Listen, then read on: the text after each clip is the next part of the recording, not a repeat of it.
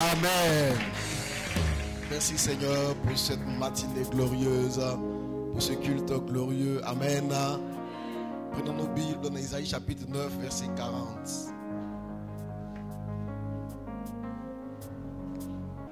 Lisons ensemble 1, 2, 3.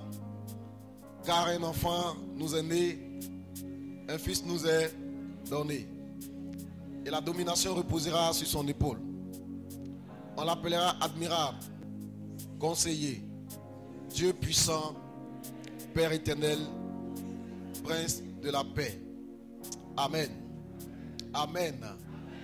Matthieu chapitre 8, verset 23. À partir du verset 23. Il monta dans la barque et ses disciples le suivirent. On parle de Jésus ici.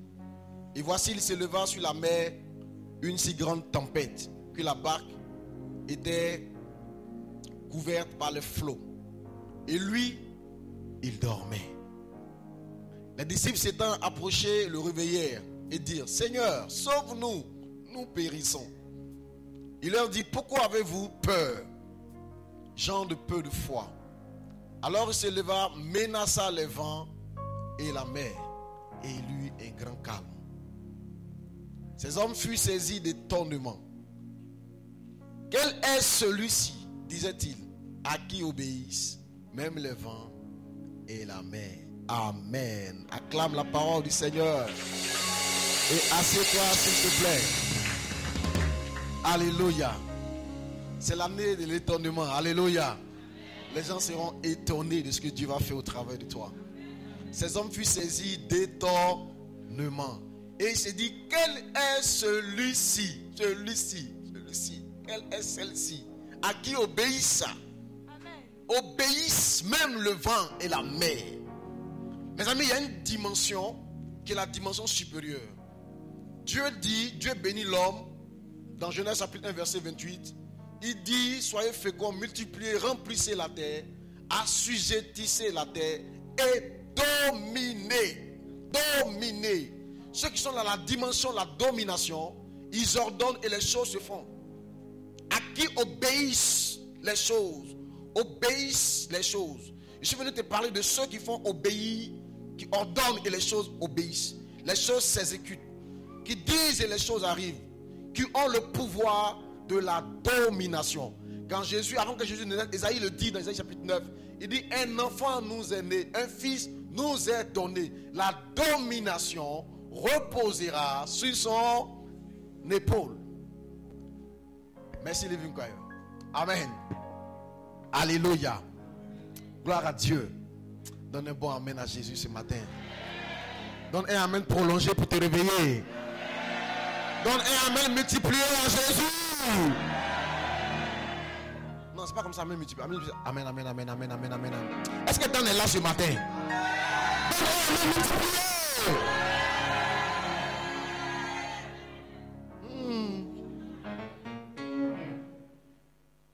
La promotion comblée de grâce.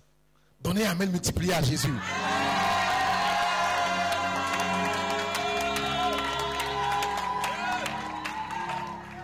Alléluia. Amen. Amen. Un enfant nous est né, un fils nous est donné. Qu'est-ce qui va se passer? Il dit: la domination reposera sur son épaule. Dieu bénit l'homme à la création. Il le bénit, il prononce sur lui 5 paliers de bénédiction.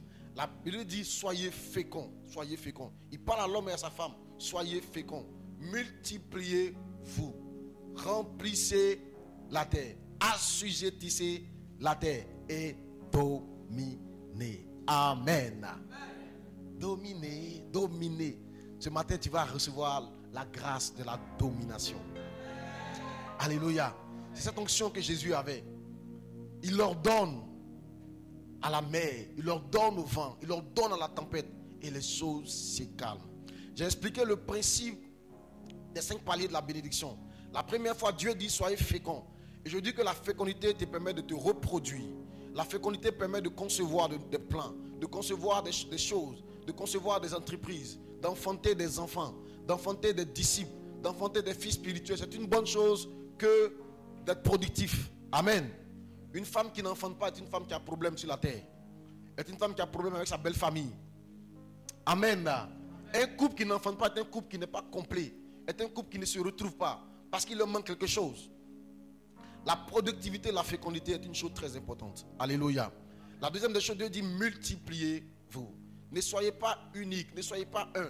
Soyez plusieurs. C'est bon de commencer à travailler. C'est bon.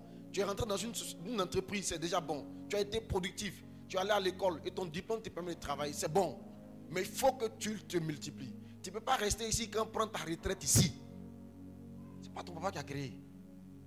Et à un moment donné, quelqu'un même qui a trop duré dans une boîte, à un moment donné, on a peur de t'embaucher encore.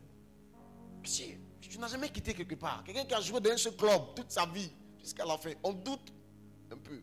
Mais quelqu'un qui peut quitter, puis aller ailleurs, puis aller prouver là-bas encore, et puis aller ailleurs, puis aller gagner là-bas encore, il impose le respect.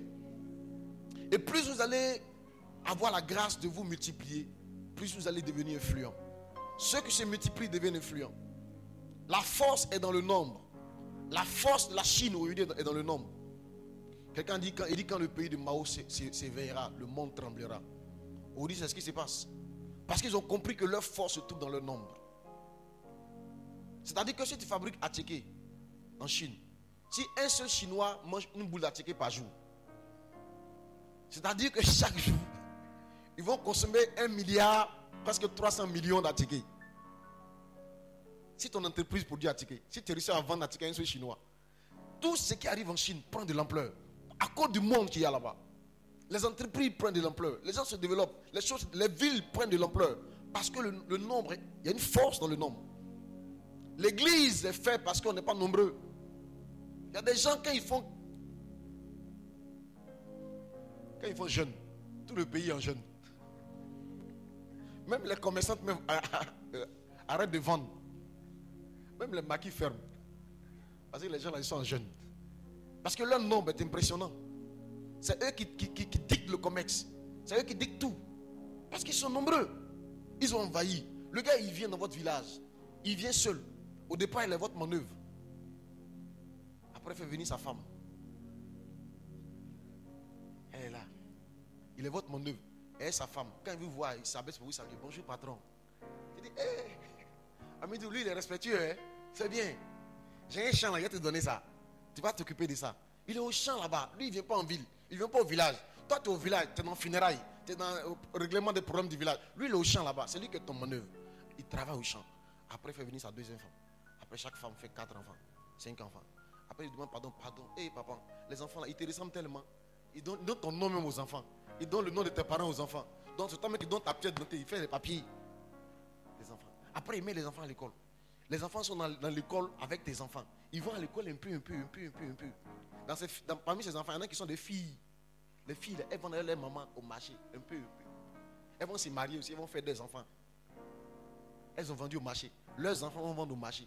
Après, sur 3 ou 4 générations, eux, les descendants, ils ont pris tout votre marché. La force est dans le nombre. Un jour viendra où un de leurs fils qui est parti à l'école, qui est devenu quelqu'un qui a un bon diplôme, il va vouloir devenir député chez vous. Tu as dit non, lui, il n'est pas de chez nous. Tu as menti. Il est de chez vous. Et puis quand il y a élection, ils vont gagner. Parce qu'ils sont les plus nombreux. La force est dans le nombre, mes amis. Multipliez-vous. C'est bon les histoires de planning familial. C'est bon, mais multipliez-vous. La force est dans le nombre. Plus vous êtes nombreux, plus vous dictez vos lois. Plus vous êtes nombreux, plus vous êtes influents. Plus vous êtes nombreux, vous devenez important. Votre voix compte quand vous êtes nombreux. Alléluia. La force se trouve dans le nombre. Dieu dit multipliez-vous. Amen. Amen. Oh, comme c'est bon. Quand tu deviens papa, quand tu deviens grand-père, et puis tu vois tes enfants, et tu vois tes petits-enfants venir à ton anniversaire. Et tu les vois si nombreux. Ils viennent de si loin. Tu as des fils en Chine, tu en as aux États-Unis, tu en as en Londres, tu en as à Paris. Et tout cela, ils convergent vers Abidjan. Fête anniversaire des bébés. Hey! Tout est multiplié partout. Il y en a qui sont blancs, il y en a qui sont rouges, il y en a qui sont jaunes. Tout cela, c'est pour toi. Ta descendance est nombreuse. La multiplication est une chose que Dieu a dit à Abraham. Il dit regarde les étoiles du ciel. Si tu peux les compter, tes enfants seront nombreux. Ta descendance sera nombreuse. La multiplication est une bénédiction, mes amis. Dites Amen. Les enfants sont des bénédictions. Faites des enfants. Ainsi parle le pasteur Camille Nenguien. Faites des enfants. Dites Amen bien. Alléluia. La troisième bénédiction que Dieu relâche, Dieu dit, remplissez la terre. Alléluia. Et je dis, remplissez la terre, c'est influencer la terre. On remplit quelque chose qui est vide. On peut remplir une assiette. On peut remplir un trou. On remplit quelque chose qui est vide. Regardez sur cette terre, il y a des besoins qui ne sont pas comblés. Allez là-bas. Mettez en place des modèles, des choses. C'est ça qui va vous rendre incontournable. Dans l'entreprise où tu es, il faut remplir l'entreprise. Regarde ce qui manque dans l'entreprise. Regarde ce qu'on ne fait pas encore dans l'entreprise. Regarde les besoins de l'entreprise et comble-les. Ça va te rendre incontournable. Ne viens pas faire ce que tout le monde fait. Ne viens pas être comme tout le monde est.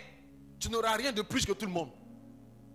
Mais qu'est-ce que tu apportes de nouveau à cette terre? Qu'est-ce que tu apportes? Il dit remplissez la terre. C'est apporte ton sel, influence la terre. Apporte quelque chose à la terre. Ici à Yopougon, remplissons Yopougon, mes amis. Remplissons le Yopougon. Gagnons les jeunes à Christ. Rendons propre notre environnement. Rendons sain notre environnement. Faisons opération Yopougon propre. Alors ramassez les sachets. Payons un peu de gravier avec un peu de ciment, avec un peu de sable. Allons boucher un peu les trous. Au lieu de continuer à insulter la mairie. Remplissons Yopougon. Dites Amen. Pendant les fêtes, donnons à manger aux veuves et aux orphelins. Remplissons Yopougon. À la rentrée scolaire, mettons pas des programmes pour scolariser les orphelins, pour soutenir les veuves. Remplissez la terre. Dieu dit, nous devons influencer positivement la terre. Une entreprise qui vit selon les 5 paliers est une entreprise qui devient puissante. Une entreprise commence toujours par une idée qui féconde, une idée qui germe dans la tête de quelqu'un. Un projet d'entreprise, quelque chose qu'il veut mettre sur le marché. Il doit féconder quelque chose. Tant que ça va rester sur la forme d'idée, ça ne va rien faire. Mais le jour où il commence à faire ses papiers, il commence à mettre en place son business, il est devenu fécond. Il doit chercher ensuite à se multiplier. Tu as mis en place un bien sur un marché ou un service sur un marché. À un moment donné, il faut que tu arrives à multiplier le type de service. Adapte-le. C'est le même. La plupart des savons de lessive que vous voyez, souvent ça appartient à la même entreprise qui a compris que la concurrence tu peux les tuer. Donc lui-même, il est à la fois, il donne un nom, cadeau. Après, il donne un autre nom encore. Il appelle ça lave bien. Après, il change les emballages. Il met 3 produits identiques sur le marché. Quand tu vois là, tu dis non, moi je ne dis pas cadeau. Cadeau, c'est pas bon. Moi, c'est emballage. Mon gars, c'est la même chose. Un jour, il y a un ministre de la République qui a expliqué ça. Et puis, c'est le ministre de l'hydraulique qui explique que l'eau que vous buvez là, toutes les eaux là sont les mêmes.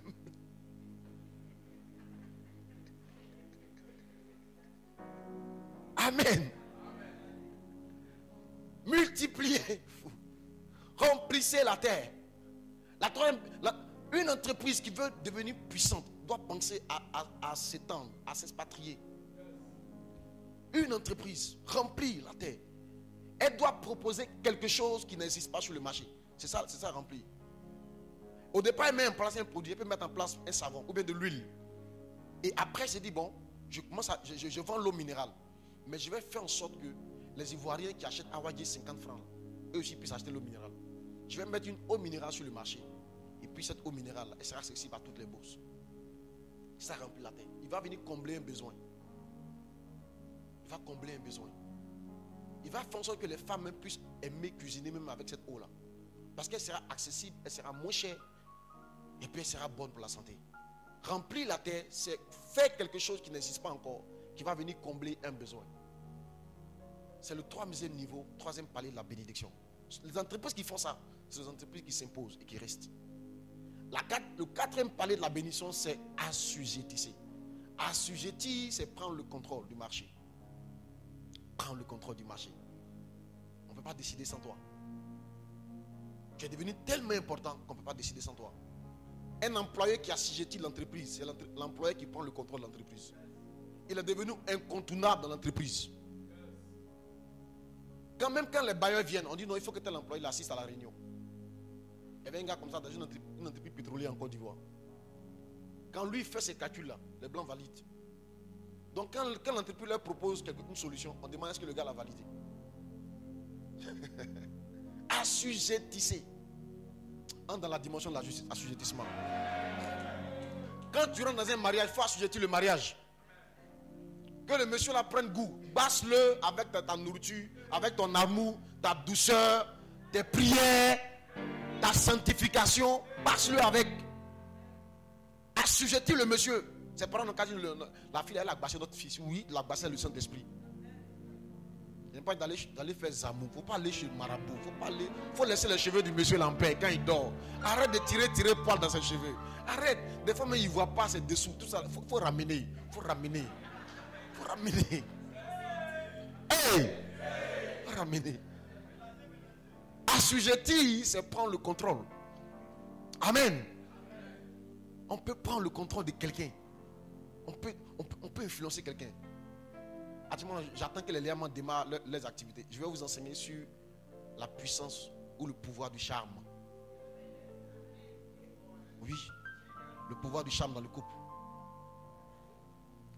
Et j'attends que la jeunesse démarre ses activités. Je vais vous enseigner sur comment attirer un homme. Comment attirer un homme.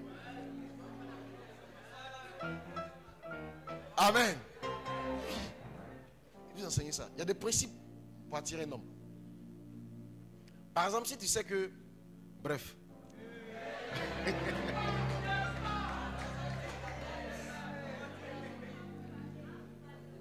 Dédie. Soyez féconds. Multipliez-vous. Remplissez la terre. Assujettissez. Amen. Prenez le contrôle. Quand vous arrivez dans une entreprise, devenez incontournable. Que votre patron ne puisse plus se passer de vous. Soyez tellement excellent. Prenez le contrôle. Les dossiers que personne ne veut traiter, demandez-les. Après les réunions, proposez-vous pour faire le compte rendu. Pendant les réunions, proposez-vous de prendre note. Ça attire l'attention du décideur, qui est surpris de voir ça. Parce que la plupart du temps, les gens fuient les responsabilités. Les gens fuient le travail. Mais aspirez le travail. Restez un peu plus que les collègues au bureau. Allez un peu plus tôt que les autres. Soyez plus courtois. Prenez sur vous de continuer à être bon. Malgré le fait que l'entreprise n'est pas bonne. Gardez votre identité en Christ. Vous allez finir par assujettir l'environnement. On va finir par vous donner des postes qu'on n'aurait même pas pu vous donner. Parce que vous n'avez pas été recommandé par quelqu'un qui a un nom important. Mais vous allez finir par vous imposer comme la personne qu'il faut au poste en question. Quelqu'un entend ma voix? Assujettissez partout où vous arrivez. Vous devez assujettir. Vous devez assujettir. Le 5e palier de la bénédiction, qui est le palier suprême, c'est à ce palier que Christ se trouvait. Christ était au niveau de la domination. Il dit, un enfant nous est né, un fils nous est donné. La domination reposera sur son épaule. Quand vous arrivez au stade de la domination, là, c'est vous qui dictez les lois du marché. C'est vous qui dictez les lois. Vous n'êtes plus au stade où vous êtes seulement incontournable. Vous êtes au stade où même, c'est vous qui dictez. Vous pouvez dire au gouvernement, ne prenez pas telle décision. Quand vous apprenez que telle loi va passer, vous dites non, ça on n'est pas d'accord. Le gouvernement annule. Parce que vous avez dit, si vous faites une seule grève, vous allez renvoyer près de 10 000 employés. C'est ça la domination. Vous dominez le marché. Vous n'êtes pas seulement qu'influent sur le marché. Vous êtes celui qui dicte les lois, qui donne les directives. On vous utilise comme modèle à suivre. Quand vous devenez dominateur, quand vous avez le pouvoir, la domination. Je connais quelqu'un qui a atteint ce niveau-là. Aujourd'hui, même quand on veut expérimenter des engrais dans la région du Sud Komoué, on vient toujours les tester dans sa plantation. Donc lui n'achète presque jamais d'engrais. Parce que chaque année, là, il y a une nouvelle entreprise qui veut venir vendre ses engrais et qui veut venir tester, montrer que ça marche. Donc ce sont ces plantations qu'on utilise. Parce que son champ est tellement vaste, bien organisé, bien structuré. Il a son propre camion qui ramasse sa production. Il a ses propres employés. Donc il est le modèle qu'on utilise. Entre dans la dimension de la domination. Alléluia. Qu'on ne puisse plus décider sans toi. Qu'on ne puisse plus décider sans toi. Jésus était arrivé à un niveau où il y avait la tempête s'élève. La mer s'élève. Le vent souffle. Et lui, il dort. Il y a une version qui dit, il dort sur un coussin. La tête posée sur un coussin. Hey, dans un bateau qui est en train de tanguer, lui, il dort. Et les gens le réveillent. On dit, mais cela ne te fait-il rien que nous périssons? Hey, tu es quel genre de Seigneur même? On va mourir ici. Et puis toi, tu dors. Tu parais inconscient. Tu n'es pas consciencieux, toi. C'est là, mais pourquoi vous avez si peu de foi? Écoutez, la dimension de la domination. La création te reconnaît. Parce que quelque chose est sur toi. La domination reposera sur son épaule. Il y a quelque chose sur toi. C'est ça que je viens de te parler le matin. On appelle ça le vêtement du privilège. Il y a un vêtement, il y a quelque chose que tu portes sur toi qui fait que la nature, la création te reconnaît. Les choses de ce monde te reconnaissent. Les circonstances te reconnaissent. L'argent te reconnaît. Les poissons te reconnaissent. Quand je suis arrivé au bord de l'eau, il n'avait jamais fait la pêche. Mais quand il a dit à Pierre, jette le filet, jette-le sur le côté. Jette-le. Pierre avait déjà certainement jeté le filet là. Toute la nuit, ils avaient pêché. Ils avaient sillonné un peu partout. Mais quand Jésus est arrivé là, c'était pas la même chose. Quand il arrive là, la création le reconnaît. Les poissons le reconnaissent. Ils savent que celui qui est là, il est différent.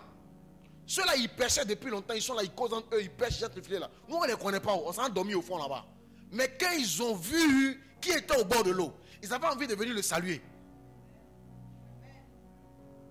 Dans la dimension de la domination, tu n'es plus au stade, tu cours après la bénédiction. C'est la bénédiction qui court après toi. L'Éternel ordonnera à la bénédiction d'être avec toi. C'est ça qu'on appelle l'alliance des bénédictions, la bénédiction d'Issachar, l'alliance des bénédictions. L'Éternel ordonne à la bénédiction d'être avec toi. C'est toi qui prends le contrôle, c'est toi. Tu es un privilégié, parmi les hommes. Tu es un privilégié. Amen. Il y a quelque chose qui était sur Jésus. Dans le livre de Luc, on dit que Jésus, quand il s'est fait quand il est parti chez Jean-Baptiste, il allait se faire baptiser. Quand il était baptisé, rempli du Saint-Esprit, il a été conduit dans le désert. Mais quand il était tenté pendant 40 jours, 40 nuits, quand il est sorti du désert, il était revêtu du Saint-Esprit. Et là maintenant, il a été conduit dans la ville. L'esprit qui te remplit, il va te conduire quelque part. Mais l'esprit qui est sur toi, il va t'amener en ville. Les gens vont te voir. Et la Bible dit, sa réputation, sa renommée se répandit. Rempli de l'esprit, il n'avait pas encore de renommée. Il était au stade d'être conduit à savoir prier, conduit à savoir jeûner, conduit à évangéliser. Mais revêtu de l'esprit, il était devenu visible. Quelque chose était sur lui, la domination était sur lui.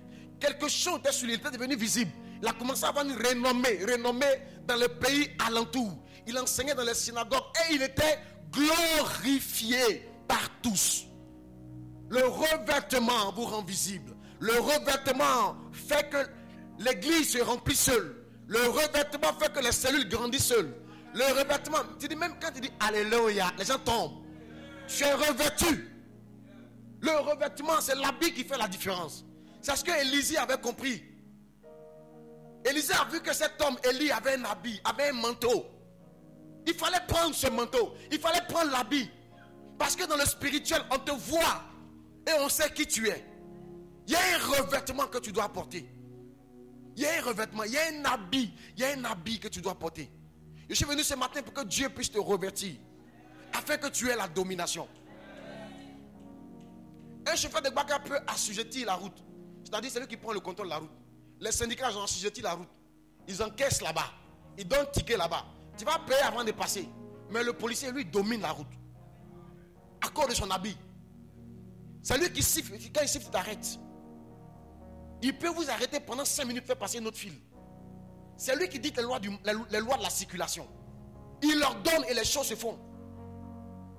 Le corps habillé, celui qui a été habillé, il a une autorité. Celui qui a un revêtement, il n'est pas la même chose. Il a la dimension de la domination. C'est lui qui domine la circulation. C'est lui qui dicte les lois. C'est lui qui dit que le feu est vert, mais le feu est rouge. Arrête-toi. Tu dis, chef, le feu est vert. Il dit, et puis quoi? Je t'arrête. Et puis il t'arrête. Et puis il te regarde, et puis tu souris. Bonjour chef.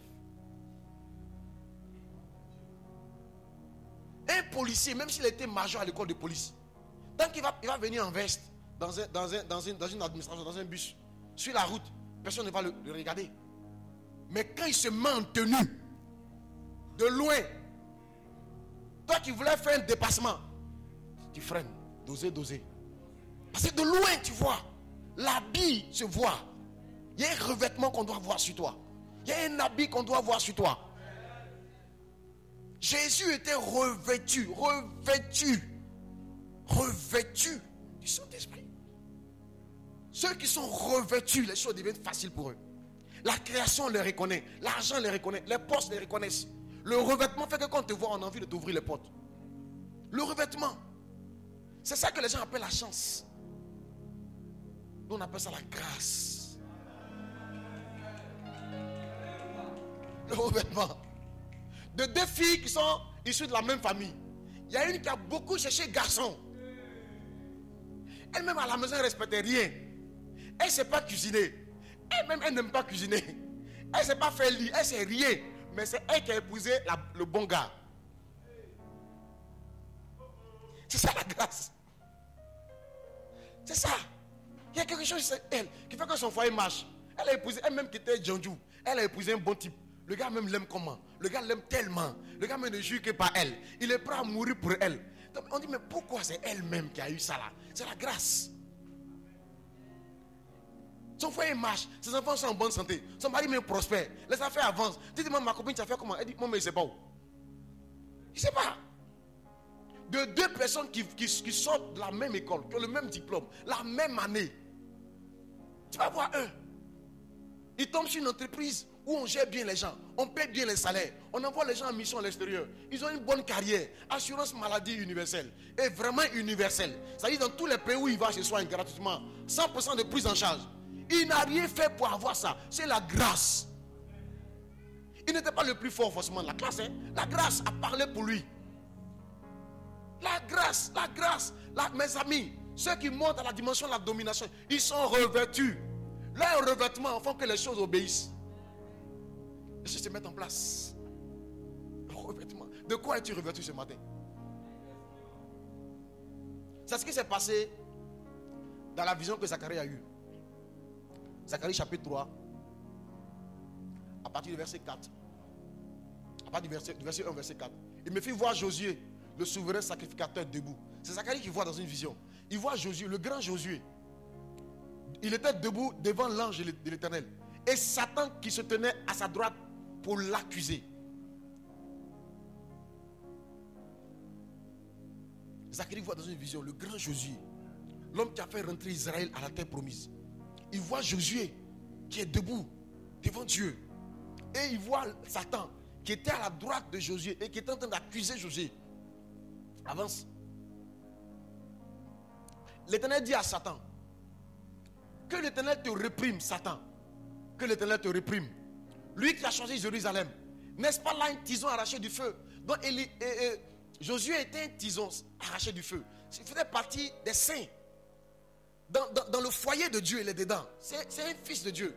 Mais pourtant on l'accuse. Mes amis, quel que soit le type de vie que tu vas mener, il y aura toujours un péché dans ta vie. Il y aura un péché à partir duquel Satan peut t'accuser de quelque chose. Quelle que soit la sainteté que tu vas avoir, même si toi tu ne sors même pas de la maison pour ne pas pécher, tu ne regardes pas la télévision pour ne pas pécher, tu es dans la maison, il faut rester toi seul dans ta maison. Il y a une pensée qui a venu te traverser. Vous dites que ton papa là, il était mauvais. C'est dit. David dit, j'ai été conçu dans le péché. Le péché en toi. Amen. Il y aura tué quelque chose pour lequel Satan peut t'accuser. Donc Dieu parle. L'Éternel te réprime. Satan. Que l'Éternel te réprime. Lui qui a choisi Jérusalem. N'est-ce pas là un tison arraché du feu? Avance. Oh, Josué était couvert d'un vêtement sale. Il était habillé, mais son habit était sale. Il était habillé, mais son habit, il y avait la saleté dans son habit. Il était habillé, mais il n'arrivait pas à pardonner. Cette chose avait tacheté son habit. Il était habillé, mais il n'arrivait pas à supporter les gens qui réussissent. Donc il s'était tacheté. Il était habillé, mais il parlait trop. Souvent, il se moquait. Il était tacheté. En chacun de nous, il y a quelque chose qui fait que notre habit est tacheté. Et voilà ce que l'ange de Dieu va faire. L'ange, prenant la parole, dit à ceux qui étaient devant lui, ôtez-lui les vêtements sales. Ôtez-lui les vêtements sales. Avance. Puis il dit à Josué, vois, je t'enlève ton iniquité et je te revêts d'habits de fête. Tu dois être revêtu. Tu dois être revêtu. Tu dois être revêtu. Tu peux être sacrificateur, tu peux être pasteur comme Josué. Tu peux faire tout ça, mais Dieu doit te revêtir d'un habit. Pour que le ministère avance, il doit avoir un vêtement sur toi qui attire les âmes. Un vêtement qui fait que quand il dit Amen, les gens sont contents. On dit, mais il a prêché quoi de bon? Il prêche rien de bon. Mais son église s'est remplie. La dame, elle fait quoi de bon? Ma soeur, elle ne sait même pas cuisiner. Mais sa maison est bien tenue. Son mari est heureux. Et puis son mari l'aime jusqu'à il va mourir. Pour moi, là même, là, je cuisine. Je fais tout. Et puis, mais le gars, même, il se plaint tout le temps. C'est la grâce. La grâce. La grâce peut faire réussir tes enfants, sans que tu aies de relations. Sans que tu aies de... La grâce, elle peut t'amener à une dimension où tu n'as jamais pensé qu'elle pouvait t'amener. La grâce. Il était pasteur, mais il était mal habillé. Dieu a enlevé ses habits. Il a apporté un nouvel habit. Habit de fête. Pour que ta vie soit une fête. En 2024, ta vie va devenir une fête. Tous les jours de ta vie, il y aura quelque chose à célébrer. Ta vie sera faite. Tu as trop pleuré, tu as trop souffert, tu as trop prié, tu t'es beaucoup investi. Le temps est venu, Dieu a venu essuyer tes larmes avec un habit nouveau, l'habit de privilège, l'habit qui va t'ouvrir les portes. Mes amis, dans cette vie, tout n'est que question, tout n'est que privilège. Tout n'est que privilège. Regarde, même pour être sauvé, c'est un privilège. Jean dit dans Jean chapitre 1, verset 12, à tous ceux qui ont reçu Jésus, à ceux qui croient en son nom, il leur a donné quoi? Le pouvoir. Dans la version semeur, on dit il leur a donné le privilège de devenir enfant de Dieu. Tu es ici parce que c'est un privilège. C'est là comme vous pouvez trouver ça dans la version semeur, Jean 1, 12. C'est un privilège pour toi d'être ici. C'est un honneur pour toi d'être ici. C'est un honneur. C'est ça que même se marier est une grâce. C'est un privilège. Oui. C'est un privilège. C'est un privilège. C'est un privilège. C'est pour ça que la Bible dans le livre de Proverbes, je crois Proverbe 24, il dit, celui qui trouve une femme trouve le bonheur. Il dit, c'est une grâce qu'il obtient de l'Éternel. Une femme, ça se trouve. Hein? Une femme, ça ne se prend pas. Oui. Une femme, ça se trouve. C'est-à-dire, celle que tu as rencontrée, que tu marches actuellement, là, tu l'as trouvée. Oui, tu l'as trouvée. Ton cœur l'a cherché pendant des années. Des fois, toi-même, tu n'es pas conscient.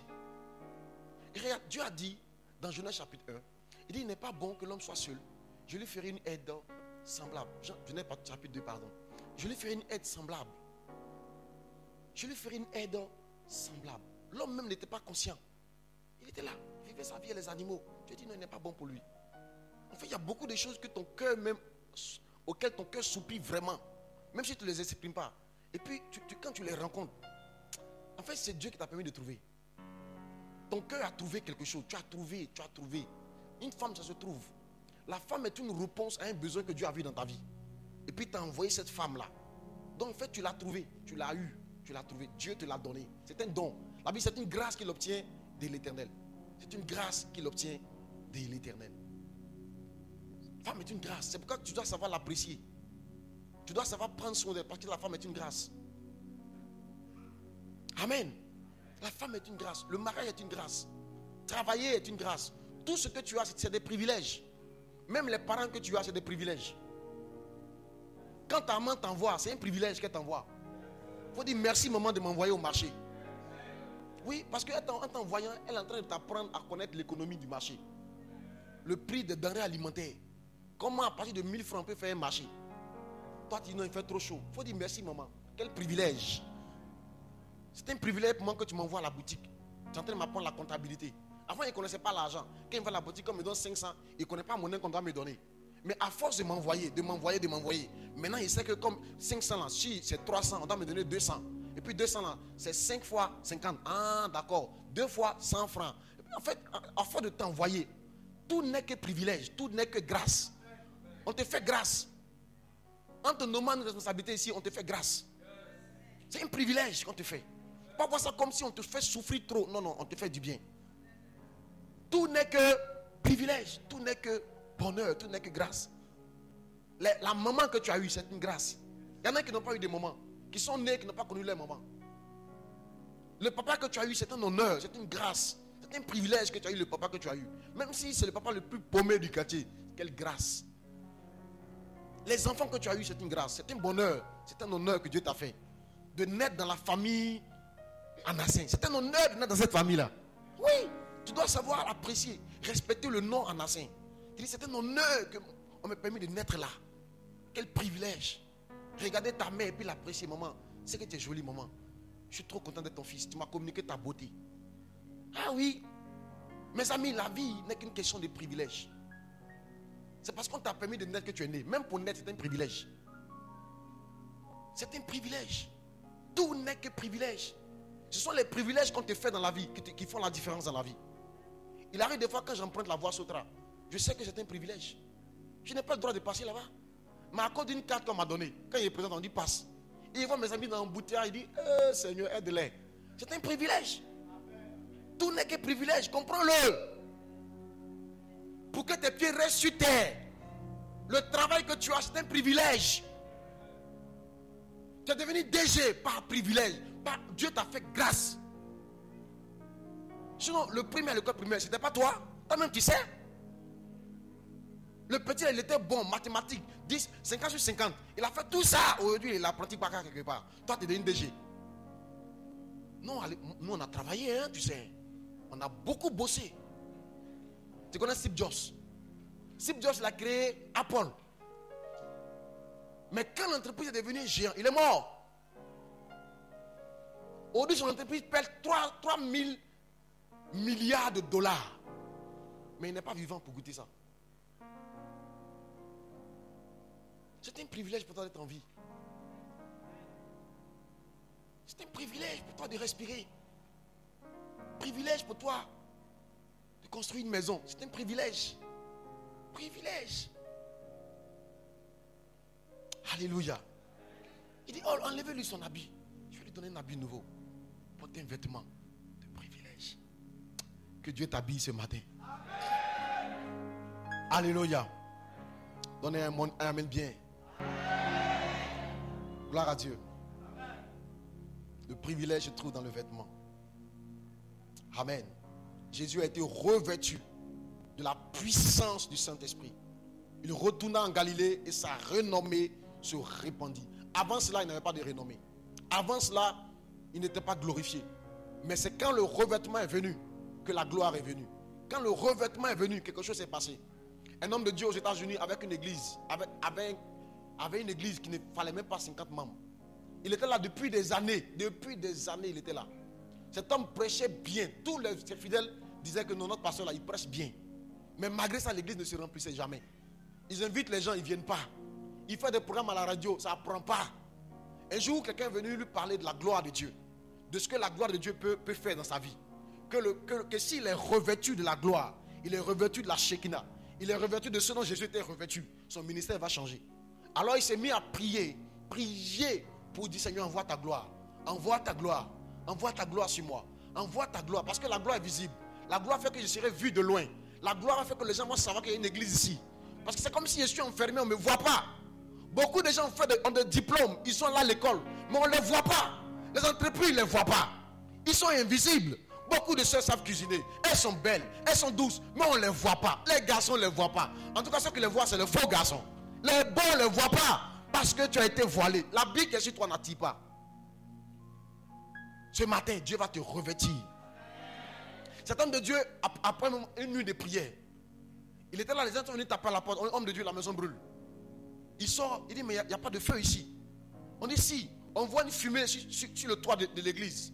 Il sort du temple et il voit qu'il y a une fumée qui sort sur le toit de l'église. Il a compris que ce qui s'est passé sur le mont Sinaï est en train de se passer dans son église. Le dimanche qui a suivi, l'église était remplie et il y avait du monde dehors. Le dimanche qui a suivi, il y avait tellement de monde qu'on a commencé à multiplier le nombre de cultes. Et je suis venu te dire que tu vas entrer dans une nouvelle dimension. Dieu va t'amener dans la grâce du débordement, dans la saison d'overflow. Il te faut pour déborder, être revêtu d'un habit nouveau. L'habit de privilège va t'amener au sommet. L'habit de privilège va te faire récolter ce que tu as semé pendant toutes ces années.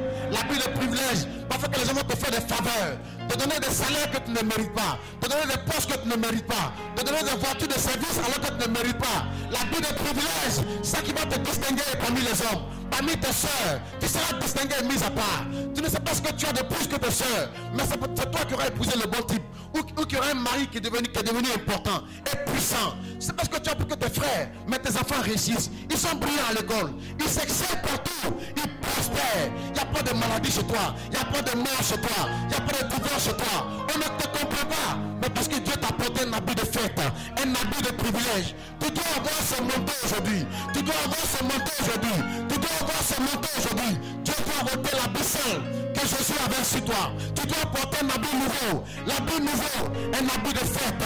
Ton habit a été longtemps l'habit de deuil. Tu as porté l'habit de deuil assez longtemps. Tu as porté l'habit de la maladie assez longtemps. Tu as porté l'habit du célibat assez longtemps. Tu as porté l'habit du chemin assez longtemps. Ce matin, Dieu veut le déchirer pour te porter un habit nouveau, l'habit du mariage, l'habit pour aller à la mairie, l'habit pour entrer dans la saison de la grâce, l'habit pour aller au bureau, l'habit de directeur général, l'habit d'un ministre, l'habit de prendre les solutions. Dieu te réveille ce matin d'un habit nouveau. Dieu te réveille ce matin d'un vêtement nouveau. Dieu ôte le vêtement sale que tu avais. Il ôte le vêtement de la drogue, le vêtement de la cigarette, le vêtement de la pornographie, le vêtement de la masturbation, le vêtement de l'impudicité. Le vêtement est déchiré par toutes ces choses. Mais Dieu ôte cela ce matin. Le diable a brisé le vêtement. Mais tu dois porter le vêtement qui est déchiré par toutes sortes de péchés. Dieu ce matin ôte le vêtement.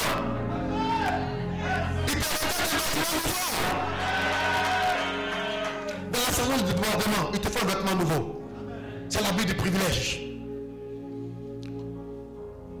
Tu moissonnes là où tu n'as pas semé. Tu moissonnes plus. Tu moissonnes au centuple. Mon sang se dégrade. Tu moissonnes au centuple. Comme Isaac. Isaac s'aima dans le désert et il moissonna au centuple. L'habit du privilège fait que même quand tu vas sur les endroits rocailleux, comme Abraham devait se séparer de son neveu Lot. Lot a choisi la plaine, où la terre, l'herbe était verte. Et il a laissé à Abraham les endroits rocailleux, les endroits montagneux. Mais Abraham est parti, même sur les montagnes. La Bible dit qu'il est devenu tellement riche et prospère, parce que la grâce était sur lui. C'est lui qui bougeait avec la grâce. Il s'est déplacé avec la grâce. Ce n'était pas la grâce qui venait à lui. Il avait la grâce en lui.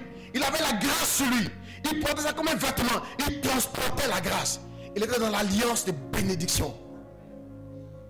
Oh, tu as longtemps porté le vêtement de pleurs, le vêtement de deuil. Il y a des vêtements en Côte d'Ivoire ici qui sont des vêtements de funérailles. Il y a des vêtements dédiés pour des funérailles. Dans le spirituel, quelqu'un le porte. Mais Dieu ce matin vient ôter ces vêtements. Le vêtement de problème, le vêtement sale, le vêtement de la boue. Ne pas te faire rentrer à la présidence, ne pas te faire rentrer au parlement, ne pas te faire accéder à certains bureaux. On doit d'abord t'ôter cela, te porter un vêtement nouveau. Reçois ce vêtement ce matin. Alléluia. Alléluia. Donne un bon amen à Jésus-Christ. Donne un amen prolongé à Jésus.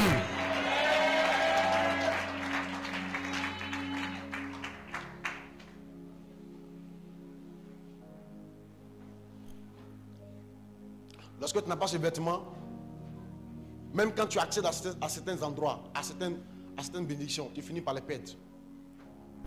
Dans Matthieu chapitre 22, Jésus raconte une histoire d'un homme qui invita beaucoup de convives à venir à un festin.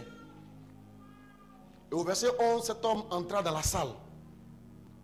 Et il aperçut un homme qui n'avait pas revêtu un habit de noces. Matthieu 22, verset 11. Il n'avait pas revêtu d'habit de noces. Il lui dit, mon ami, comment es-tu entré ici? Comment es-tu entré ici? On va te faire sortir des endroits, des grâces, des entreprises, des mariages. On va te faire perdre des choses si tu n'as pas porté le vêtement qui correspond.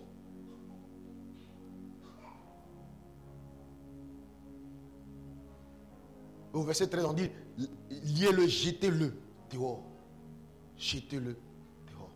Mes amis, où trouver ce vêtement? Pour savoir où trouver ce vêtement, pour le porter, on va lire l'histoire d'Élisée. 2 Rois chapitre 2, à partir du verset 11. Parle d'Élisée et de Élie. Comme ils continuaient à marcher en parlant, voici un char de feu et des chevaux de feu les séparaient l'un de l'autre. Et Élie monta au ciel dans un tourbillon. Élisée regardait et criait, mon père, char d'Israël et sa cavalerie. Et il ne le vit plus. Saisissant alors ses vêtements, il les déchira en 2 morceaux. Et il releva le manteau qu'Élie avait laissé tomber. Puis il retourna et s'arrêta au bord du Jourdain. Quand il lit la suite, la Bible dit qu'il frappa le Jourdain avec ce manteau qui se sépara en 2. Et quand il arrive dans la ville, les fils des prophètes viennent, la Bible dit ils viennent et ils se prosternent devant lui.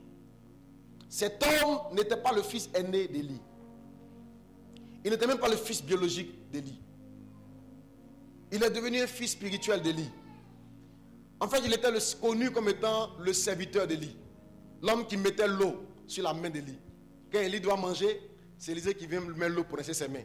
Quand il finit de manger, c'est Élisée qui vient mettre l'eau pour nettoyer ses mains, qui vient débarrasser. S'il a eu un peu dedans, il va manger. S'il n'a pas eu aussi, gloire à Dieu. Cet homme a servi Élie au point où il était connu comme ça. On dit, n'est-ce pas Élisée, celui qui versait l'eau sur la main d'Élie. Au moment où Élie doit partir, Élie dit à Élisée, il faut que tu dis-moi ce que tu veux parce que je vais m'en aller. Et Élisée lui dit, je veux que tu me donnes. Il dit, je veux recevoir la double portion de ton esprit. Élie lui dit, tu demandes une chose difficile. Difficile parce que la double portion est une institution en Israël. On donne toujours la double portion au fils aîné, à celui qui hérite. C'est lui qui reçoit la double portion. Cet homme-là, avant que Élisée ne rencontre, Élisée avait déjà un serviteur. C'est lui qu'Élisée allait voir, allait envoyer voir si le nuage se formait, au moins la pluie devait venir. Donc avant que Élie envoyait voir si le nuage se formait, au moment où la pluie devait tomber. Donc avant que Élisée n'arrive dans la vie d'Élie, Élie avait déjà quelqu'un. Amen. Et en plus, Élie conduisait une école qu'on appelle l'école des prophètes. Donc Élisée, qui n'est pas l'aîné, il demande à Élie, il dit il veut la double portion. Élie dit, tu demandes une chose difficile. Mais je vais te donner un secret. Si tu peux rester avec moi, tu peux demeurer avec moi, rester près de moi, jusqu'à ce que je sois enlevé. Et d'ailleurs même, au moment où je vais t'enlever, il faut que tu me vois en train de partir.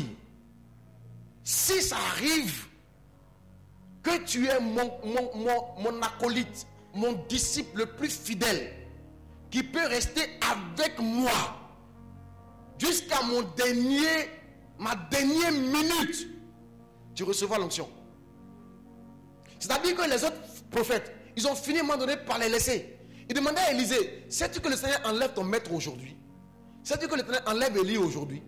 À un moment donné, eux, ils ne le suivaient plus. Mais dis-toi, si tu peux rester, si tu peux demeurer, si seulement tu peux rester avec moi, malgré tout ce que je t'ai fait, tout ce que je ne t'ai pas fait, tout ce que j'aurais dû te faire, que je n'ai pas fait, ce que j'aurais voulu faire, que je n'ai pas pu faire, si malgré ça tu peux rester avec moi. Des fois je t'ai fait des reproches en public, des fois je t'ai humilié, des fois même tu as marché, des fois tu n'as pas mangé à cause de moi, des fois j'ai mangé et je ne t'ai pas donné. Mais si seulement tu peux rester avec moi. C'est comme ça que tu vas avoir le manteau. Quelqu'un entend ma voix? Et au moment où Élie s'en va, il y a une chose qui se passe étrange. Quelque chose d'étrange se passe. Ramène le début du texte. Quelque chose d'étrange au verset 11. Quelque chose d'étrange se passe. Les autres, les deux marchaient et ils parlent. Ils parlent avec lui. Il n'a pas coupé la communication. Il n'a pas coupé la relation avec son boss. Il n'a pas avec son chef, avec son prophète. Au moment où les deux parlent, que les deux avancent, un char de feu et des chevaux de feu les séparaient l'un de l'autre. Et Élie monta au ciel dans un tourbillon. Et regardez le spectacle, comment il est glorieux. Mais il fait peur aussi. C'est un spectacle qui sort du commun. C'est effrayant. Mais cet homme a les yeux fixés sur son maître. Élisée regardait, criait, mon père, mon père. Il n'a pas dit mon maître. Oh Seigneur, mon Seigneur. La relation qu'il avait avec Élie, les gens le voyaient comme étant le serviteur qui servait son maître. Mais lui, il servait son père. Pour lui, Élie était son papa. Il le considérait comme son propre père. Au moment où Élie s'en va, son cœur est déchiré. Il dit mon père, mon père. Et il appelle les chars. Comme pour dire ramenez-moi mon père. Et il ne le veut plus. Alors il saisit ses vêtements, il déchire ses vêtements. Parce que son papa s'en va. La relation qu'il avait avec cet homme de Dieu était une relation de fils et de père. Les gens voyaient comme étant un homme qui souffrait à côté des maîtres. Lui, pour lui, c'était un honneur de servir son papa. Il le voyait comme son papa. Mettre l'eau sur la main de l'homme de Dieu. Il mettait l'eau sur la main de son père. Marcher avec lui n'était pas un fardeau. Il ne savait pas un maître. Il était avec son père. Quand le ministère d'Élie prospérait, il était content parce qu'il était un fils. Quand on parlait d'Élie, il était content. Il était fier parce que c'était son propre père. C'est pour ça qu'il a hérité du manteau. Parce que c'est le fils qui hérite. Ce n'est pas les serviteurs qui héritent. Un serviteur ne peut pas hériter dans une maison. C'est le fils qui hérite. Oh, donc cet enfant, ce jeune homme était un fils. Le manteau se trouve auprès des pères. Le vêtement de privilège se trouve auprès des pères. C'est pourquoi la Bible dit honore ton père et ta mère. Éphésiens chapitre 6, verset 2 à 3. Honore ton père et ta mère. Il dit afin que tes jours se prolongent dans le pays que l'Éternel, ton Dieu, te donne. Pour que tu puisses durer dans le pays où tu es rentré, dans le mariage où tu es rentré. Il y a un père que tu dois honorer là-bas. Le père du mariage. Le père qui t'a permis de connaître sa fille. Le père qui lui-même t'a mis au monde et puis tu es devenu garçon aujourd'hui. Tu dois l'honorer afin que tes jours se prolongent dans ce mariage.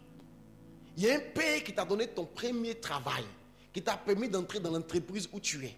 C'est un papa, c'est un père. Si tu l'honores, tu auras la longévité dans ce pays-là où tu es entré.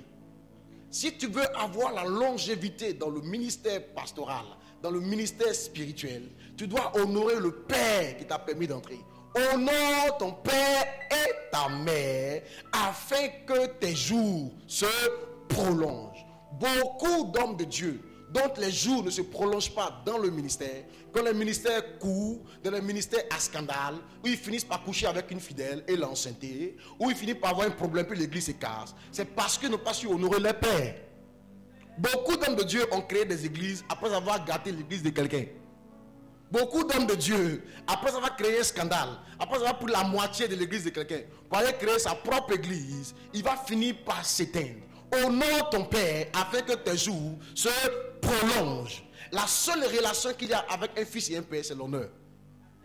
C'est l'honneur. Ton père, tu dois l'honorer. Pourquoi tu dois l'honorer? Parce que tu n'as pas encore vécu sa vie. Tu n'as pas encore vécu la vie du monsieur là. Quand on était tous petits, on se plaignait de nos parents. Mais aujourd'hui, on comprend mieux nos parents. Les mamans avaient raison. Maman avait raison. Papa, il a fait beaucoup pour nous, hein? Vraiment. Mais à l'époque, tu te plaignais. Au moins, les juniors là, les papas peuvent jouer pour eux. Moi, je dis quand tu t'assois, tu te dis, mais comment le monsieur a fait avec 10 enfants? Il a pu nous scolariser. Quand aujourd'hui tu découvres le salaire que ton papa avait, tu dis, waouh, cet homme a fait beaucoup pour nous. Dieu dit, la chose que lui te demande, avec lui, c'est l'honneur. Parce que sa vie, la vie de ton père est comme une télévision. La vie de ton père est une télévision que tu vas regarder pour tirer des leçons. Les bonnes choses qu'il a faites, tu vas t'en inspirer. Les mauvaises choses qu'il a faites, tu vas t'en inspirer aussi. Pour savoir qu'il n'a pas fait ceci, cela. C'est fait pour être regardé. Et il dit, ah papa, vraiment que Dieu te bénisse. C'est pas pour dire papa même, il déconne quand même. Hein. Aïe, ça là il a raté. Moi, ça ne va pas m'arriver. Hey! Dieu dit, ton père, tu dois l'honorer. Honore-le. Si toi-même, tu ne veux pas que les mêmes choses t'arrivent, tu dois l'honorer. C'est ce que David a compris avec Saül. Saül est devenu un mauvais roi à un moment donné de sa vie. Un bad man. Un roi jaloux. Quand quelqu'un allait faire la guerre, qui a vaincu Goliath pour toi et pour la nation, qui a délivré Israël, quand il revenait de guerre, les femmes ont chanté les honneurs de l'enfant David. David n'a pas loué les femmes là pour chanter, mais les femmes ont chanté. Saül a tué ses 1000, David a tué ses 10 000. Ils ont fait chanson ça. Saül a tué ses 1000, David a tué ses 10 000. Dum. Amen. C'est devenu un tube en Israël. Partout dans les maquis on chante ça. Quand Saül entend ça, son cœur est chaud. Son cœur est chaud. Amen. Et la Bible dit, il voulait tuer l'enfant. Il est devenu un mauvais roi. Il a pourchassé l'enfant. Il a promis à l'enfant. Il a fait toutes sortes de choses pour ne pas tuer l'enfant. Mais la main de Dieu était sur l'enfant. Il a même donné, il a promis que celui qui allait tuer Goliath, on allait lui donner comme récompense une de ses filles. David a tué Goliath. Pour donner la fille là, il dit David n'a qu'à ramener le prépuce de 400 prépuces de Philistins. Tu connais le prépuce? Quand on circoncis un bébé là, le bout là, c'est le prépuce là. Donc David n'a qu'à aller ramener 400 prépuces. À cette époque-là, on ne circoncisait pas les gens quand ils étaient bébés. Et puis, les Philistins, c'est des païens. Donc, eux, là, ils ne connaissent pas la circoncision. Même aujourd'hui encore, il y a un Benguis qui est là. Encore, il y a des peuples en Europe où on ne circoncis pas. Moi, je suis allé jouer au ballon quelque part. Un jour, jouer au ballon. Après le match, là, on dit on va aller se nettoyer. On allait dans les vestiaires. Ce que j'ai vu là-bas, il n'a pas pu me laver. Les gars ne sont pas circoncis. Il dit...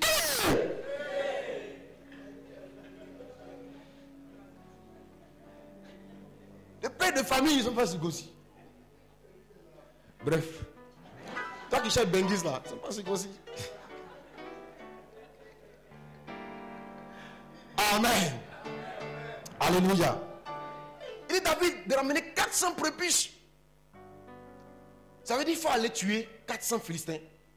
Et puis tu vas couper les prépuces pour ramener. David est parti. Il a ramené les 400 prépuces. Mais malgré ça, pourquoi continuer à détester l'enfant? David est devenu fugitif. Jusqu'à un jour, David était en train de fuir dans le désert. Saül était à ses trousses avec des soldats d'élite. Et la nuit est tombée. Alors Saül est rentré dans une caverne pour se reposer.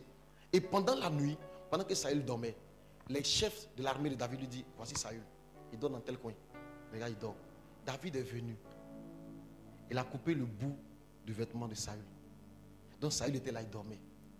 Mais il ne l'a pas tué. Et ensuite, il va au loin. Et il appelle de loin. Il dit, Saül. Il dit, mon Seigneur, mon Seigneur. Saül dit, est-ce bien toi, David, mon fils? Il dit, c'est moi. J'avais entrepris de me faire du mal. Aujourd'hui, l'Éternel m'a livré en tes mains. Mais je n'ai pas voulu te tuer. Écoutez, mes amis. Malgré tout le mal que le roi lui a fait, il n'a jamais porté la main sur le roi. Quand David lui-même est devenu roi, à un moment donné, il est devenu un mauvais roi aussi. Lui aussi, il s'en est pris à un militaire. Comme Saül s'en était pris à lui. Il s'en est pris à un militaire. Il a pris la femme du militaire. Et il a fait tuer le militaire. Il est devenu un mauvais roi. Mais malgré toutes les mauvaises choses qu'il a fait, aucun de ces soldats n'a jamais levé la main sur lui. Ce qu'un homme aura sémé, c'est ça qui le moissonnera. David aurait pu subir un coup d'état un jour, s'il avait lui-même fait un coup d'état. Les pères sont faits pour être honorés. Si tu sais honorer tes pères, ils vont relâcher sur ta vie une bénédiction qui va faire qu'un manteau va venir sur toi. Une grâce va t'être donnée. Dis Amen. Jésus a reçu son manteau de la part de son Père. C'est le Père qui donne le manteau. Jésus, quand il est sorti du désert, il était revêtu de la puissance de Dieu, dont le Père qui était au-dessus de lui a donné ça comme revêtement. Un Père doit te donner un revêtement.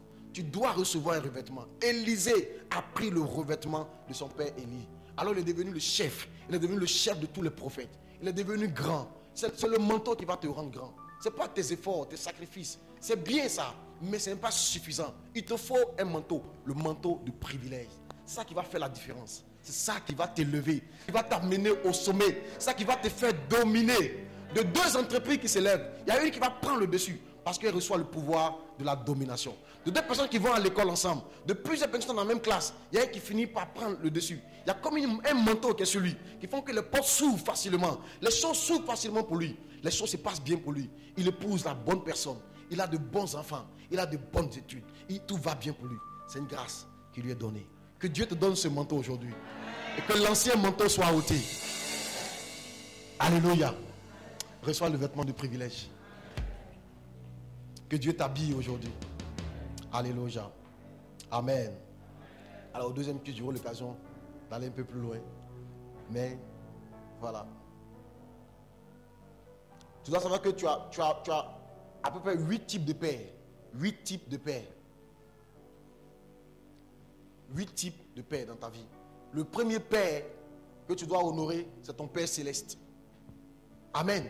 Tu dois honorer ton Père céleste. Et honorer, c'est quoi, mes amis? Honorer, c'est obéir. La Bible dit, enfants, obéissez à vos parents. Honorer, c'est obéir. Éphésiens chapitre 6, verset 1. Il dit, enfants, obéissez à vos parents.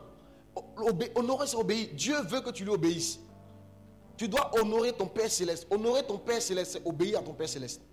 Un enfant qui est désobéissant, c'est un enfant qui déshonore ses parents. Un enfant qui fait ce que les parents ne veulent pas qu'on fasse. Les parents t'ont éduqué de cette façon. Si tu fais autre chose, tu les déshonores. Tu deviens un enfant qui se drogue, qui fume la drogue, qui se prostitue. Tu déshonores ta famille. Tu dois obéir à tes parents. Amen. Honorer, c'est obéir. Obéir à Dieu. Dis Amen. Obéir à Dieu. Dieu est ton papa. Obéir à Dieu. Honorer, c'est respecter. Respecte Dieu.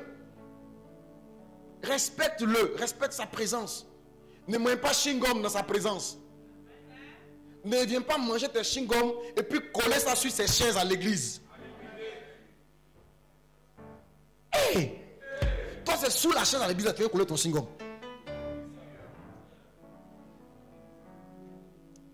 Honorer, c'est respecter. Respecte la présence de Dieu. C'est pas ici, là. Pendant qu'on fait culte, toi, tu es sur WhatsApp, sur Facebook, en train de naviguer. Lesquels même? Parce que la durée des... Mais tu t'assois, tu irais à ballon pendant 1h30. Puis tu ne même pas distrait même. Tu vas t'asseoir comme ça. Hey, ils vont encore marquer. Quand tu viens dans la présence de Dieu, tu n'es pas concentré. Honorer, c'est respecter. Honorer, c'est respecter. Tu dois respecter sa présence. Respecter les choses de Dieu. Respecter les heures de Dieu. Si le culte commence à 9h, pourquoi toi tu viens à 10h15? Là au moins il va rester juste 30 minutes puis tu es parti. Tu es venu pour qui? Tu es venu pour moi ou bien tu es venu pour Dieu? Ton Père céleste est le premier Père que tu dois honorer. Honorer, c'est respecter. Quand tu respectes quelqu'un, quand tu donnes un rendez-vous, tu ne viens pas en retard. Le premier signe du manque de respect, c'est le fait de venir en retard à un rendez-vous. C'est un gros manque de respect. Quand quelqu'un te donne un rendez-vous à 9h, vous avez convenu, puis toi tu viens à 9h15. Donc lui, il faut qu'il vienne à 9h, puis il va venir t'attendre. Toi, t'es qui? Et puis t'attends. Donc lui, tu lui bouffes 15 minutes de sa vie, de son existence sur terre. Il gaspille ça pour toi. Parce que toi, tu n'as pas voulu t'élever tôt. Honorer, c'est respecter. Respecter. Respecter Dieu, c'est venir à l'heure dans sa présence. Quand je viens dans sa présence, je m'habille bien. Parce que je le respecte. Les habits que moi-même je n'aime pas porter pour aller dans mes cérémonies là, ça il peut venir à l'église. Parce que Dieu, lui, il ne regarde pas l'apparence, il regarde au cœur. Hey! Honorer, c'est respecter. Regarde toi-même les offrandes que tu fais à Dieu. Ça, tu le respectes. Regarde les offrandes. Toi-même, regarde les offrandes. Ça, tu peux donner ça à ton papa. Des pièces lisses comme ça. Des pieds déchirés. Hey! Honorer, c'est respecter. Respecter. Et j'ai eu un homme qui priait à genoux comme ça au bord de son lit. Il dit, Seigneur, donne-moi le travail.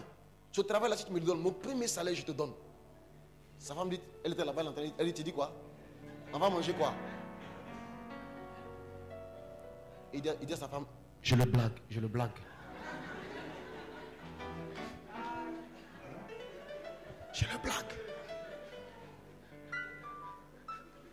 Honorer, c'est respecter. Respecter. Il faut respecter Dieu. Il ne faut pas le banaliser. Il ne faut pas le prendre comme... Dieu, ce n'est pas ton camarade. Dieu, il est Dieu. Quelqu'un a dit, le roi, le président peut venir mettre ta main sur toi. Il dit, ah Bernard, ça va? Mais toi, tu ne peux pas aller mettre ta main sur le président. Il dit, ah Alassane Ouattara, ça va? Tu n'as pas fait ça. Même si tu as bu coup de coup matin, tu n'as pas fait ça. Et puis, on dit, mais pourquoi tu fais ça? Mais hier, il a mis sa main sur moi. C'est mon gars. Hey! Donc, c'est pas parce que Dieu dit, tu es son fils. Je t'aime. Je suis avec toi. Que toi aussi, tu vas commencer à banaliser Dieu. On dit, mon frère, viens à la prière, à l'heure. Il dit, c'est pour aller prier avec Dieu. Oh, Dieu, c'est mon gars. Dieu même sait.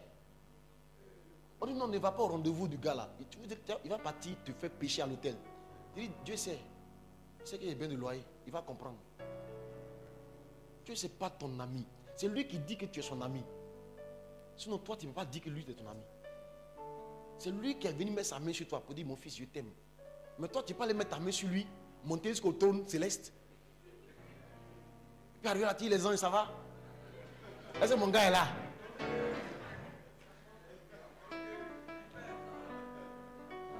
Amen.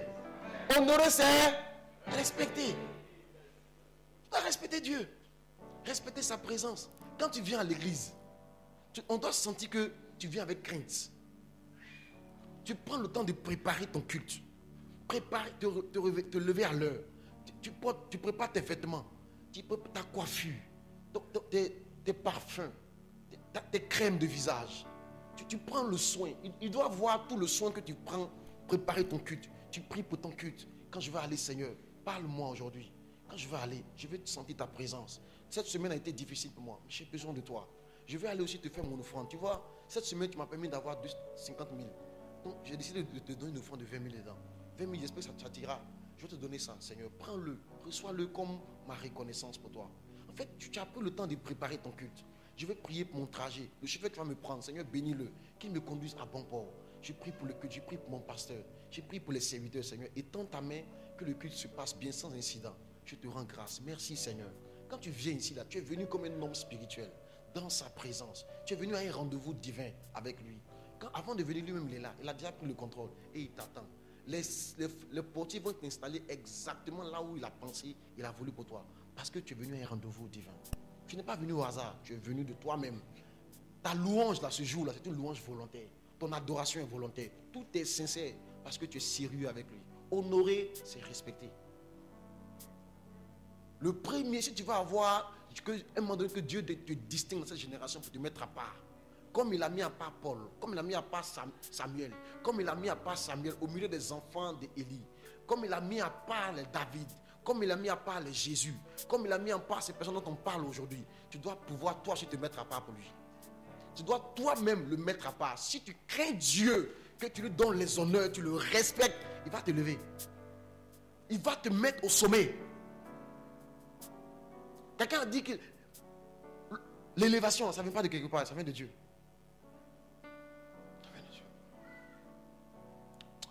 Que la grâce, la domination viennent sur toi. Honorer, c'est respecter. Manger chewing-gum dans sa présence, c'est pas l'honorer. C'est pas l'honorer. Causer avec ton copain pendant que tu es dans sa présence, c'est pas l'honorer. Causer avec les soeurs en plein culte, c'est pas l'honorer. Jouer avec les sentiments des soeurs, c'est pas l'honorer. Critiquer ton père ou ta mère, c'est pas honorer Dieu. Critiquer tes collègues, aller divulguer les secrets que les personnes te confient, c'est pas honorer. Honorer Dieu, ça va peur de lui-même. Ça va peur de lui. La crainte que tu as pour Dieu, toi tu gardes certaines choses. Amen. Dernière chose. Honorer, c'est valoriser. Honorer ton père, c'est le valoriser. Valorise tes parents. Quand tu parles de ton père, cache toutes les choses qui font honte dans sa vie. C'est ce que les deux fils de Noé ont compris. Les deux fils de Noé, quand ils ont appris que leur père avait bu, qu'il était ivre, et que tout son sexe était dehors, ils ne sont pas allés regarder pour aller raconter comme leur premier frère a fait. La Bible dit qu'ils ont pris un pagne et puis ils ont marché à reculons pour ne même pas avoir la nudité. Et ils sont fait tout pour cacher la nudité. Un fils digne, il cache la nudité de son père. Un fils digne, il cache ce qui fait nu, ce qui rend nu, ce qui fait que son père a honte, ce qui humilie son père, ce qui déshonore son père. Il y a des gens qui viennent rendre témoignage à l'église, qui parlent de leur papa même. Dieu me regarde et dit, wow, témoignage, mon père, c'était mon père. Alléluia. Heureusement que le Seigneur m'a pris. Mon père était un grand sorcier. Il a tué ma petite soeur. Il a tué ma maman. Il a tué, au moins il voulait me tuer net. Il a rencontré mon pasteur.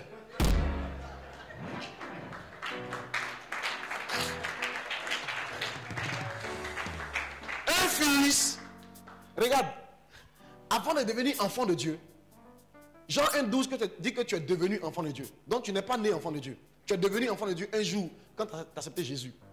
Donc avant d'être enfant de Dieu, tu étais enfant de ton père. De toute façon, dont tu parles de ton père actuellement, là, Dieu te regarde et puis il a peur de toi. Parce que ton père même que tu as connu avant lui, là, de toute façon tu parles mal de lui aujourd'hui. Là. Dieu se dit un jour si ça se gâte entre lui et toi, c'est pas bon. Regarde, il y a des gens qui étaient enfants de Dieu aujourd'hui qui disent que le christianisme c'est une perte de temps. Qu'ils ont eux-mêmes ont été serviteurs de Dieu, ils n'ont rien vu. Que Dieu n'existe pas. Que les chrétiens sont des perdus. Ils prennent même le parent langue pour faire des chansons. Ils banalisent. Donc un jour ça peut se gâter en toi et Dieu aussi. Toute relation peut se gâter. C'est pour ça que Dieu n'a pas confiance en toi. Pour qu'il ait confiance en toi, il va regarder comment toi tu traites ton papa biologique. Le premier père que tu as eu là, il regarde comment tu le gères d'abord. Tu dis, Seigneur, toi, il est beau. Tu es mon papa, tu es mon daddy. Il dit, toi, il te connaît. Ton père, le jour, il a arrêté de te donner l'argent. Tu as dit un jour que ton père ne s'est pas occupé de toi. Il y a un témoin que c'est par la grâce de Dieu que tu as réussi. Que moi aussi, si un jour il arrête de m'occuper de toi, il sait que toi, tu vas me régner. Un fils, il relève l'image de son parent. C'est comme ça que la bénédiction vient sur toi. Amen. Amen. Un fils relève l'image de ses parents. Relever l'image des parents aussi, c'est réussir sa vie au point où par toi, le nom de la famille se relève. Ton père était un ivrogne qui a fait que le nom de la famille d'Agobert est gâté dans le village. Mais toi, tu as décidé de réussir ta vie, de devenir quelqu'un, de monter tellement au sommet que quand tu arrives au village, on t'appelle Dagobert. On dit, est-ce que tu connais les Dagobert là? C'est les riches du village. On ne dit pas que c'est leur papa était ivrogne. On a oublié le père. Parce qu'il y a une Dagobert qui est venue. Je suis venu dire que par toi, le nom de tes parents va être honoré et relevé. Le nom de ta famille va être honoré et relevé. Dieu va t'amener au sommet. Et ça va effacer toutes les offenses et les mauvaises choses que tes parents ont fait par le passé. Ça va effacer le mauvais nom que tes parents ont donné. Ton nom va devenir un nom sucré, un nom merveilleux, un nom intéressant à entendre. Tu vas relever le nom de la famille. Tu vas relever l'histoire de la famille. Tu vas faire oublier le passé, les masques et les adorations. On dit que cette famille est une famille chrétienne, une famille qui craint Dieu. C'est une famille de serviteurs, de servants de Dieu. Là-bas, Dieu les utilise puissamment. Ils sont dangereux. Pourtant, tu avais ton arrière-grand-père qui était un grand féticheur, mais il l'a oublié parce que tu as relevé le nom de la famille. Je suis venu dire à quelqu'un par le pouvoir, la domination qui veut de toi. Il y a une nouvelle onction qui t'amène au sommet. Dieu te porte un avis nouveau.